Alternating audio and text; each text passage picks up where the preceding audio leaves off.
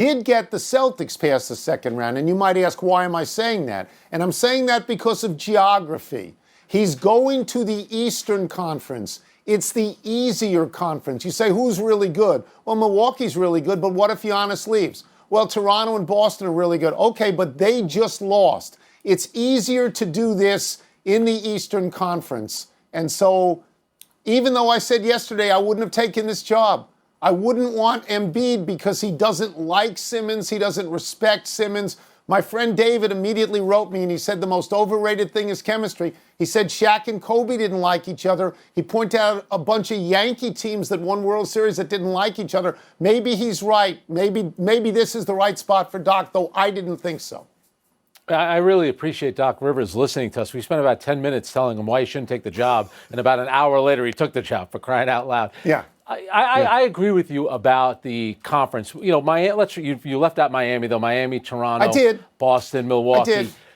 Now, but the one thing about Embiid and Simmons, though, all right, they're not getting along, but they're also not winning. And they also don't play enough. They're always hurt. I think Doc's first big part of this job is getting both of them on the same page. Because, Tony, if it doesn't happen, at some point, you're going to have to consider trading one of them. And I'm not trading the 6'10" guy that can handle the ball. Those guys don't grow on trees. So what I would have said to Doc is you can take this job if they give you the right to get rid of one or the other. That's in your hands. So we'll see. Next. Hi, Tony. This is Skig calling from Livorno, Italy, watching you on the Armed Forces Network. Do you see Cam Newton and the Patriots upsetting Patrick Mahomes and the Chiefs? I'm much more impressed with the call than the actual question, the caller. Good for him. Do I see them upsetting the Chiefs? Not in Arrowhead. I don't. I think Andy Reid respects Bill Belichick too much to let his team have a letdown after a great performance on Monday night against Baltimore. But I would take the 7 points. I would take the 7 because I think that Belichick is going to slow the game down. He's going to run and run and run if he can. He's going to let Cam Newton run and run because he wants to keep Mahomes off the field. He wants to do it in small chunks rather than large chunks. That's what Baltimore failed to do. They passed the ball too much. They had 28 passes, Frank, for I think something under 100 yards. Yeah. It's just not good enough. And people not named Lamar Jackson only got 12 rushes. They should have been running the ball more. They wouldn't have had to punt 3 times. Kansas City only won. So I'll take the 7, but I won't take New England. The Patriots come into the game with 534 rushing yards. That's the most in the NFL after 3 weeks. That's what you have to do. You keep the ball.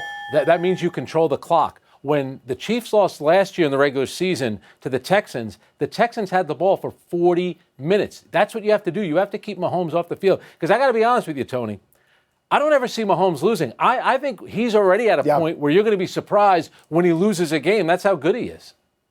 No, Tony Kornheiser. You might remember me if you just saw me downstairs in my kitchen. Because this is my commute every day. From the bedroom to the kitchen to the attic. Maybe if I'm doing my podcast, a little stop in the dining room. I don't go anywhere. Like this Where's is Michael it. Wilbon? Holding vigil outside Wrigley Field? Where is he? Wilbon could be in Chicago, where he has a home, Arizona, where he has a home, Los Angeles, where he'd like to have a home. Certainly not in Washington, where he also has a home. He's doing okay. Welcome. He's doing okay. Yeah, he's got a lot of homes. Welcome to PTI, boys and girls. In today's episode, Kyrie Irving plans to coach, Jimmy Butler pledges victory, and Vic Fangio avoids the post-game handshake. But we begin today with the Padres' dramatic and thunderous comeback win over the Cardinals last night. San Diego got 5 different home runs in the 6th inning and beyond, 1 by Manny Machado and 2 each by Fernando Tatis Jr. and Will Myers. They became only the second pair of teammates ever to each hit 2 home runs in a postseason game. You may have heard of the other pair, George Herman Ruth and Lewis Gehrig. Frank, Game 3 is tonight. Which team do you think baseball is rooting for? Well, we know the history between the Dodgers and the Cardinals. They have a long, rich history. I'm still thinking about Jack Clark running into Mike Scioscia when he was the catcher of the Dodgers back in the 80s. So for ratings, that might be better. In terms of growing the sport, though, Tony, wouldn't you want to get Fernando Tatis Jr., in front of a national audience? Here's a guy who's one of the young, exciting players, only 21 years old. And the incredible thing is the last 20 games in the season, he only batted 164. He wasn't playing that well, but in an important moment, an elimination game, he came through in a big way. This is one of the young rising stars in the league. Baseball may want the Cardinals. I want the Padres. Okay, so I'm going to make the case for the Cardinals. They are a traditional team. If you match them up with the Dodgers, it's classic. They have more World Series than any team in the National League. I think the Dodgers are probably next. So, and as you say, the ratings would be good because these are national teams. San Diego is a regional team without any particular history. I don't think they've ever won the World Series. Maybe they've been there twice. Somebody will correct me if I'm wrong about this. That's the case for the Cardinals. I reject the case utterly. And what I'm going to go to is what you're hinting at about baseball, okay? Baseball in its advertising in the last few years has stressed two things, individuality and flair, right? Let the kids play.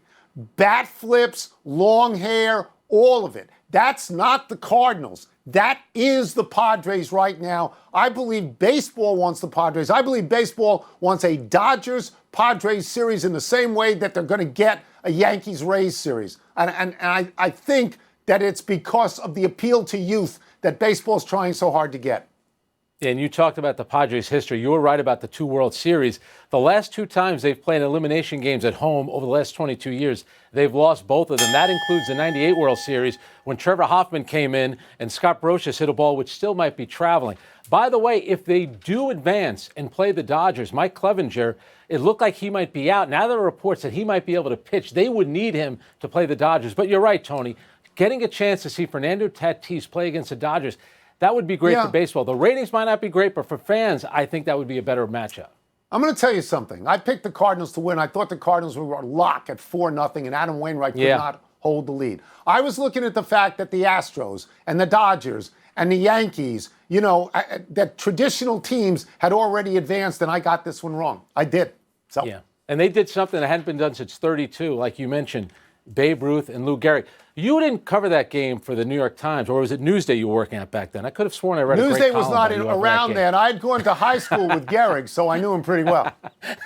You did a good job on that column. All right, let's move on to your good buddy, Tony. Kyrie Irving says the media is creating false narratives about his recent comments on Kevin Durant's podcast. Kyrie told Durant that this is the first time in his career he has had a teammate who can make the same shots that he does, which might come as a surprise to LeBron. He also said, quote, I don't really see us having a head coach. How about that?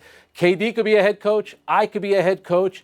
And that might come as a surprise to head coach Steve Nash. Kyrie said today, if I'm addressing anyone, I'll say their name. All right, Tony, are you and your fellow journalists creating false narratives here? So let me go point by point on this. Kyrie Irving is right that he did not mention LeBron's name. He did not. Okay, what he said was every single teammate on every single team I've ever been on before Kevin Durant couldn't take the last shot. I had to take the last shot. So he was on a team, Cleveland, with LeBron James. Again, now we're talking every team. That's what he said, every team. So without naming LeBron James, he took a direct shot at LeBron James. I mean, that is exactly what he did. He did not name him, but he took a direct shot at him. I have notes here. He is so miserable. He is so toxic. I cannot believe that anyone really wants to play with him. Ask the people in Boston if they're happier when he left. I wondered, the owner of the Nets, does he know what he's getting into with this guy? You know, Tony, if just from the statistical standpoint, right, Kirk Goldsberry of ESPN, he had the stats from 2014 to 2017, Kyrie and LeBron playing together. He calls them clutch shots. Last 5 minutes of a game, the score within 5. LeBron has taken more, made more. He shot at a higher percentage on field goals and also three-point attempts. So LeBron, Kyrie, when you played with LeBron, he was more clutch than you were. And why would you pick, you talk about bad timing, why would you pick right now to kind of maybe take a couple of subtle shots at LeBron James? He's in the finals yet again. He's about to win another title again. You played in 20 games with your new team, and they went 8-12 in the games that you played. Why would you pick now to talk about it? Here's another thing, too, Tony. When he goes back at the meeting, he said today he's going to do something later on because he feels like he said, I think it's time I speak for myself. That's just what you did. Really? You spoke for yourself. Yeah, who you speaking for? These are not subtle shots. I heard the bell. I'm going to go on for a little while. On the part where he says, I don't really see us having a head coach. Really? Ridiculous. Then what is Steve Nash doing there at this point? I mean, this is, you have cut off Steve Nash's legs before you have ever played a game for him. A 2-time MVP, I believe, as opposed to Kyrie Irving, a 0-time MVP. You have also Tony, cut off the GM, Sean Marks. You basically said to him, you think you run this team, big boy, but you don't. I run this team. I mean, how long does this go on? Let's stay with basketball. Go ahead. I was going to say, I think that Kyrie Irving and Kevin Durant are obsessed with thinking that the media is obsessed with them. Everything they do is like this little mini battle with the media. It's absurd. It's the NBA Finals. You're not here. LeBron is. He hates everybody. He hates every teammate. He hates everything. Part of Happy Hour. Happy time, people. Happy 58th birthday, Mark Rippon. Maybe today he's known as Brett Rippon's uncle, but in 1991, Mark Rippon had a storybook season, the kind movies are made of. He was quarterback of a Washington football team that went 17-2 overall, losing those 2 games by a total of only 5 points. Washington outscored its opponents by an average of 16 points a game. Rippon, an unheralded 6th-round pick from Washington State, had Art Monk, Gary Clark, and Ricky Sanders to throw to, and they caught everything he threw and then ran with it. Clark averaged 19 yards a catch, Monk 15, and Sanders 13. Rippon was an average quarterback in every season not ending in 91. Other than that year, he was 33-29. But in that bandwagon season, he was spectacular. He was MVP of the Super Bowl that Washington won over Buffalo, 37-24 in Minneapolis. On a personal note, I know Mark Rippon a long time, covered him. I think he's a prince, and he's a terrific golfer. He's won a bunch of celebrity tournaments. Hits it 80 to 100 yards past me, no matter what club I'm using. I'll tell you what, that's when Washington was a football team. Tony, him winning, he won the MVP right around the same time Jeff Hostetler led the Giants to a Super Bowl. You don't need the legendary quarterback to win. Trent Dilfer, Joe Flacco, Brad Johnson. You could win with a guy like Mark Rippon. At least one. Happy anniversary, Bob Gibson. On this day 52 years ago, in Game 1 of the World Series, the Cardinals legend struck out a World Series record 17 Tigers on his way to a 4-0 shutout over Denny McLain. This was one of the most anticipated pitching matchups in World Series history.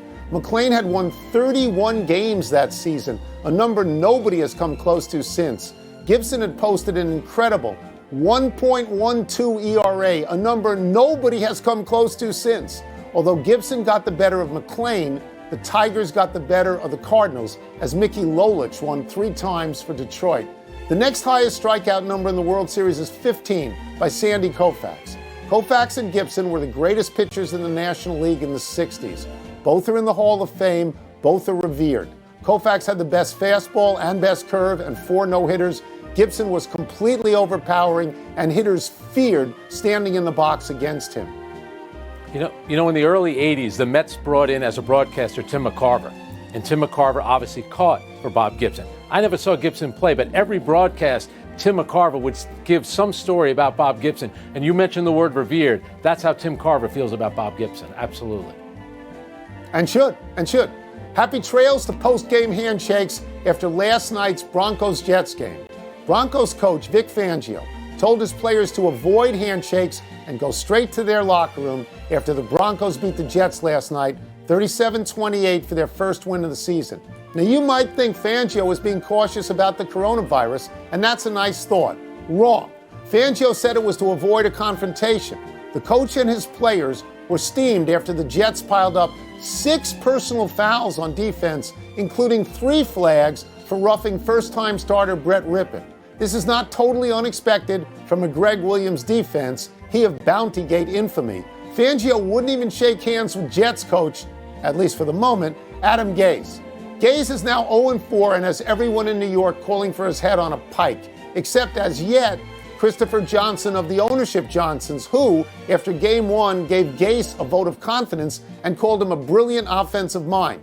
Since then, the Jets are 0-3 and have been outscored 104-48.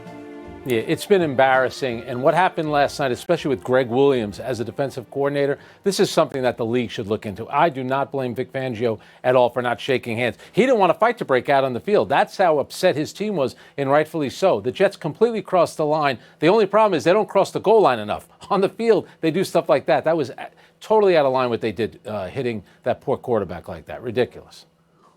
One correction, it's the Giants with 8 who have the second most World Series titles of National League teams, not the Dodgers who have 6. I was wrong on that one. Let's go to the big finish. The Steelers-Titans game has been rescheduled for Week 7. Your thoughts, Frank? Well, 2 more Titans tested positive this morning. What I'd be worried about, what about next week's game? That could be in jeopardy. All right, Leonard Fournette and Chris Godwin are out for the Bucs against the Chargers. Is that a big deal? I think it is. Those are big offensive weapons. I mean, Tom Brady's got 5 or 6 people to hand the ball to or throw it to, and now he's got 2 less. Big college football weekend. Are you smelling any upsets? No, but the one thing is, all of these teams, if they lose one game, it could impact them in terms of the playoff. As we know, the only team it never impacts is Alabama. Alabama will be one of those Final Four teams. The A's eliminated the White Sox. Are you impressed? I am, and I'm happy for them. There's a statistic that is absolutely unbelievable. They hadn't won an elimination game since 1973. Amazing. They had lost 9 straight elimination games. Last one, WNBA Finals begin tonight. Storm and Aces. Who you got? The MVP, Asia Wilson, plays for the Aces. Their coach is Bill Lambier. The Storm are going to win. Brianna Stewart. All right, I'm sorry. Go ahead. That's you. I wanted to read for you. It's my read. We're out of time. Sorry. We'll try and do better the next time, and I'm Tony Kornheiser. And I'm Frank Isola. Wilbon will be back on Monday. This time, I promise. You can get the PTI. Tonight's game 2 of the finals, in which Goran Dragic and Bam Adebayo might not play. Butler said this, and I'm quoting here. You're talking about adversity. We thrive in that. They, meaning the Lakers, probably think they'll do that to us 3 more times in a row. I beg to differ. We know we can win, but we've got to play perfect. All the adversity, backs against the wall, yada, yada, yada. We're going to win, unquote. Frank, are you with Butler? No, unfortunately, I'm not. And, the most recent reports are that Bam will likely not play Game 2. He'll try to play Game 3 on Sunday. So if he's not playing, that'll mean Kelly Olynyk, probably Myers Leonard. And I think Miami, Pat Riley, Eric Spoelstra, they've been through this before. You lose this game tonight, now you're trying to beat LeBron 4 to 5 games. I think you'll see a much different Miami team. I think they'll be a lot more desperate. I think they'll be a lot more physical. Now, will the Lakers shoot that well? Maybe not. But Miami has to muck up the game a little bit, make it a little nastier if they want to have a chance. So there's 2 things to be said. One is that it's conceivable that the Lakers, other than LeBron, will have a letdown of sorts because they think it's going to be easier still in Game 2. And the second thing is, the easiest loss to overcome in a 7-game series is the first game. Look at the Lakers this year. I believe twice in the playoffs, the Lakers lost the first game and then came back to win 4 in a row. I love this quote by Jimmy Butler. It reminds me of Namath. It reminds me of Messier. I wish him all the luck in the world. But I think if you lose those 2 guys, it's crippling to your team. All of the pressure now goes on Jimmy Butler, because Jimmy Butler is going to have to deliver in the absence of Dragic and Adebayo. And I root for him to do it, but like you, Frank, I don't think he can do it. I don't. Pat Riley, when he coached in this town in New York, he always had a saying, make them feel you. That's why I think they'll be more physical. Another thing to look out for, Kendrick Nunn, who was starting right up until the bubble, then Goran Dragic took over, was the Heat's leading scorer. If he has to play a lot of minutes, he has played well, but let's remember, he is a rookie. Yeah, let me get to LeBron for a second in my continuing love affair with LeBron. Apparently, the Lakers were up about 26 the other day when Dwight Howard did something like this, made goggles on his eyes like, look at us, and Anthony Davis said it's over, and LeBron got angry. And afterwards, he said, look, I was against Dallas, and we had a big lead in the finals, and we lost it, and I remember that. I've got to feel that he would almost like it to be a close game, Frank, so that he can go to Dwight Howard and he can say, shut up. We don't need this. Let's take a break. He's done it before. Yes. Coming up, will Doc Rivers lead the Sixers past the second round of the playoffs?